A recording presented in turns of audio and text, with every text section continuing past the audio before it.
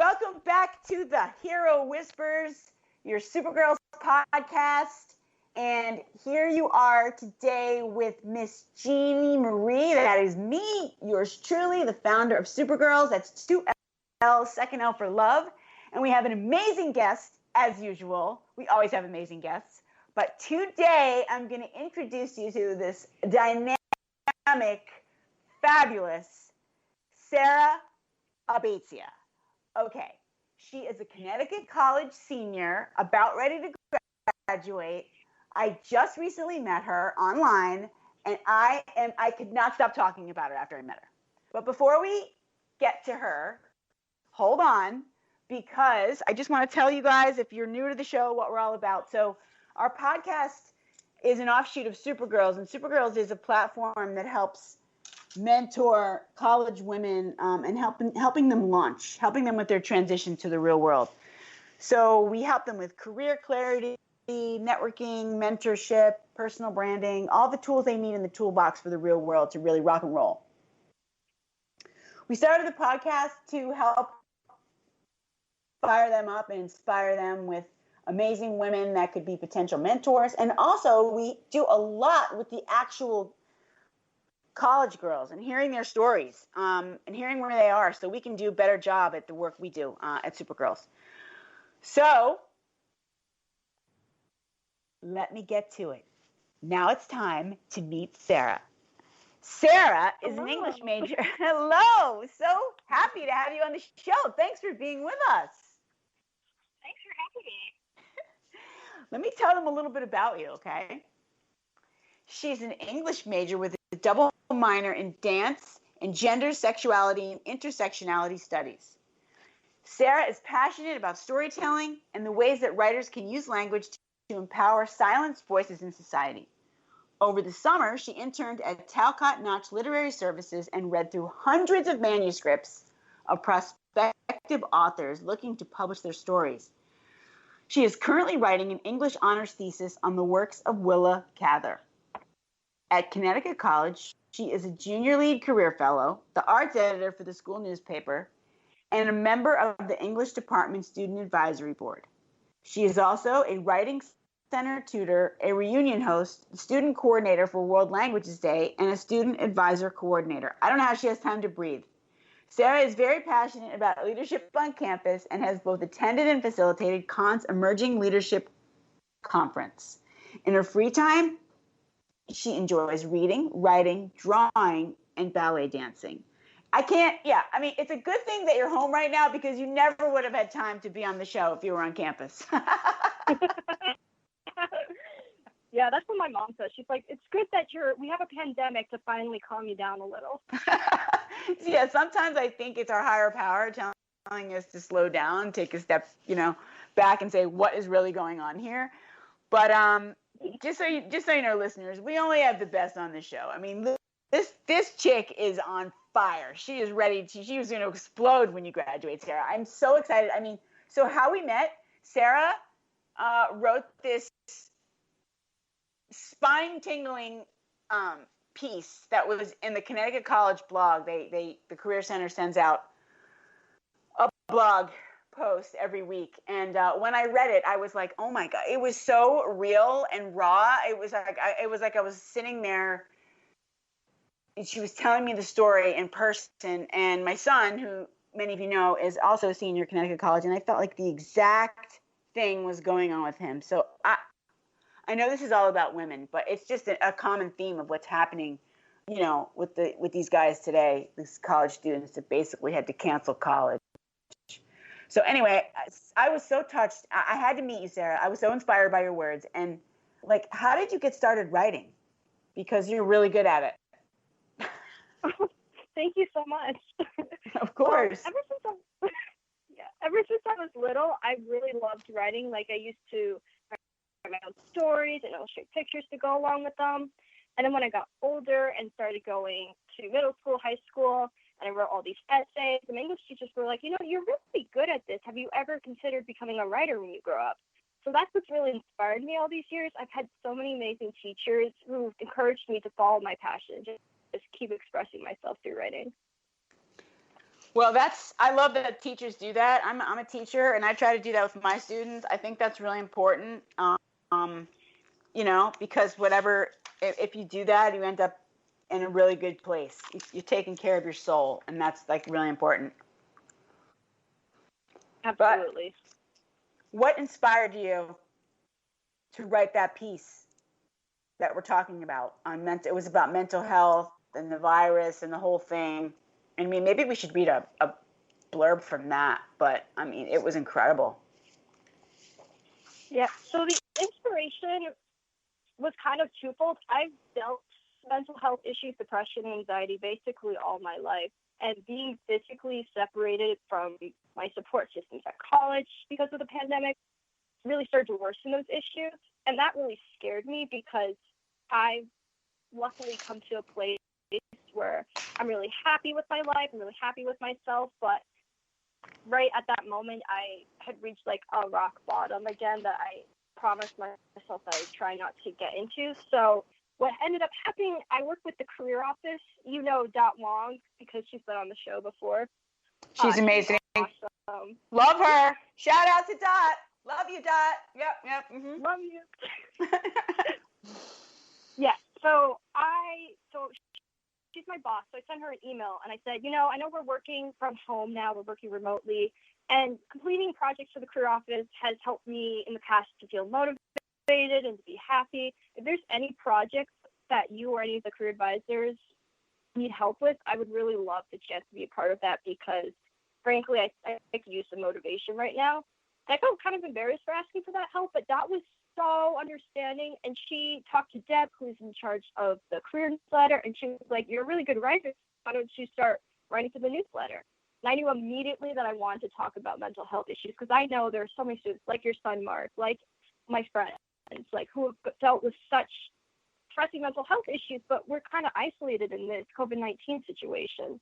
So I thought that I would write the kind of advice that I really need to hear right now so that other people could feel a little less alone. Let me tell you, it had such an impact. I spoke to Mark, and he was just like, he was like, this is so real. He didn't even know what to say. I mean, because it was just like, it's just how he was feeling. And the fact that, like you talked about, it was like you were numb, like you couldn't move. Like that's how he was. He was like that for days. And I was worried. I was worried at first, but then it's just like your whole world comes crashing down. How are you supposed to react? Yeah, it's not every day we're in a global pandemic where literally the whole world is on pause. The whole world. A professor was in my class the other day doing a guest lecture, and he talked about the great pause. That's what he calls it, the great pause. And I love that. Now I'm coining his term. I'm using it. I'm plagiarizing, but I'll give him some credit. Father O'Malley, that's his name, Professor O'Malley. But especially for you guys, because you had a milestone, you worked your tails off for 4 years, and you're leading up to this triumphant moment, and like it's like canceled. Everything is canceled as you knew it. Like everything, all this independence that you built up all these years, and now you have to go back and live with your parents. Like, oh shit, you know what I mean? Yeah.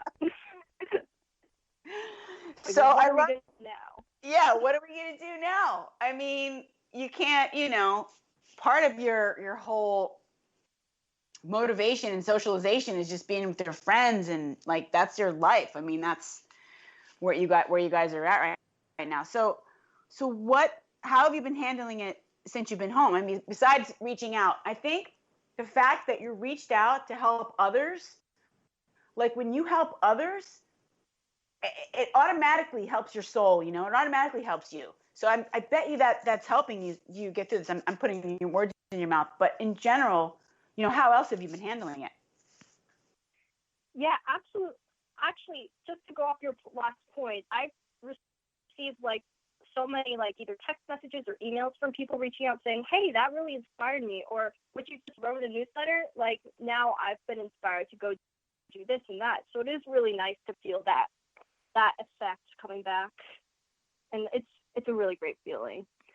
But besides that, I'm at home right now with my parents and my 5 other siblings. So life is never Wow. boring around here. Wow. Now, where are you guys located? We're in Fairfield, Connecticut. Oh my gosh, I grew up there. I grew up in Norwalk and went to cheerleading camp at Fairfield University. Oh my God, no way. That's like 5 Yeah. minutes from my house. Yeah. So awesome. Fairfield's beautiful. I love that. But, well, it's good that there's 5 other people. I guess that's good that you have, your own party going on there.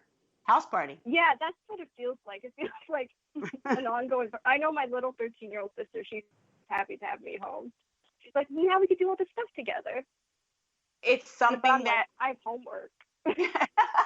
only for a few more weeks, though. Just a few more weeks. I think it's cool that you get to bond with siblings. Again, it's a time you'll never have it again, and especially now you're going to go off and do whatever these great things in the world.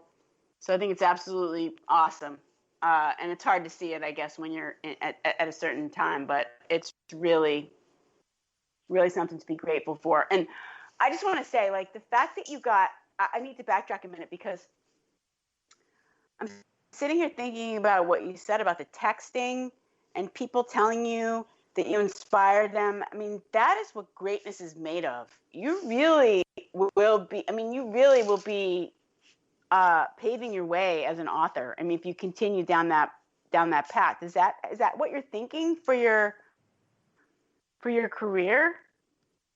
Oh my gosh, Dean, it's been my dream to be an author. So I hope one day, like, I would love to be the kind of person that gives out advice to other people and people can read it through my books. Because when I was little, that's what kept me going, like reading novels and getting to live vicariously through these herons who like lived out really strong, courageous lives. Like, it made me feel better in my times of sadness.